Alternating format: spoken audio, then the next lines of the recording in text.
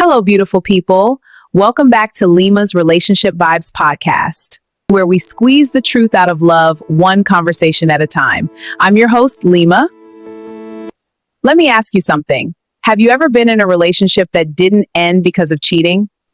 Not because of abuse, not even because you stopped loving each other, but because you both just slowly stopped trying? If that hits somewhere deep, stay with me. Today's story takes us to Cape Town, and it's about Elena and Daniel, a couple who didn't realize they were watching their love dry out until it was almost gone. And as always, I want you listening not just with your ears, but with your heart. Let's begin. I met Daniel Reed at a beach cafe in Cape Town. I was reading a book. He asked if the seat across from her was taken. It wasn't. They talked for 3 hours that day. Dreams, childhood stories, music, travel. They laughed like old friends who had just reunited. Within months, they were inseparable. Daniel would send her voice notes during lunch breaks. Elena would surprise him with handwritten notes. They were intentional. They were attentive. They were present. And then, life happened. Work promotions, longer hours, deadlines, fatigue. The voice notes became texts. The texts became seen. The handwritten notes disappeared. Let me pause right here. Maya Niz, have you ever noticed how love doesn't usually collapse in one big dramatic moment? It fades in small, quiet neglect. Think about that. Elena started feeling alone while sitting next to Daniel. He would scroll on his phone while she spoke. "You're not listening." "I'm tired, Elena. You always say that." "Because it's true. And that's a problem."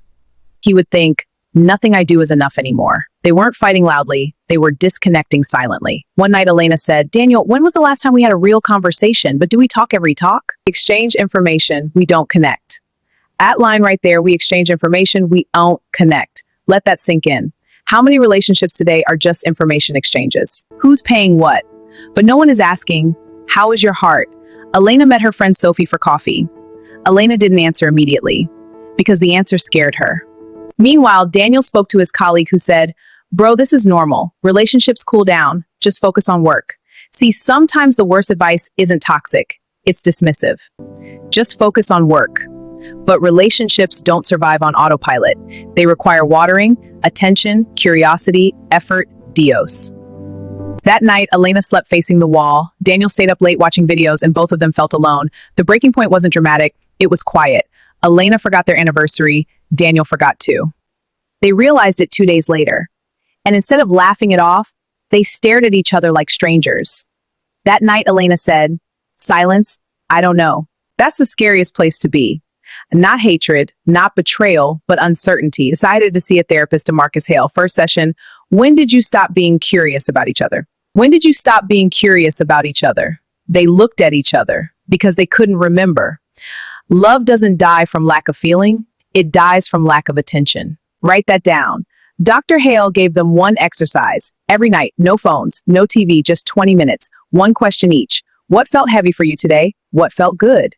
The first few days were awkward. But then, and Daniel admitted he felt pressure to always be strong. Elena admitted she missed being pursued. Daniel started planning small surprises again. Elena started appreciating out loud again. Not because therapy fixed them, but because they chose to water the love. Slowly, connection returned.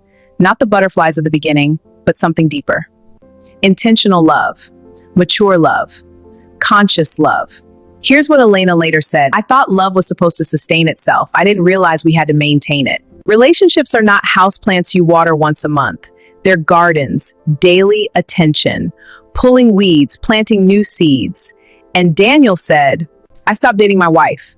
That hit, because many of us stop dating the person we already have. So let me ask you, Lemon family, when was the last time you watered your relationship? When was the last time you asked your partner, "How is your heart?"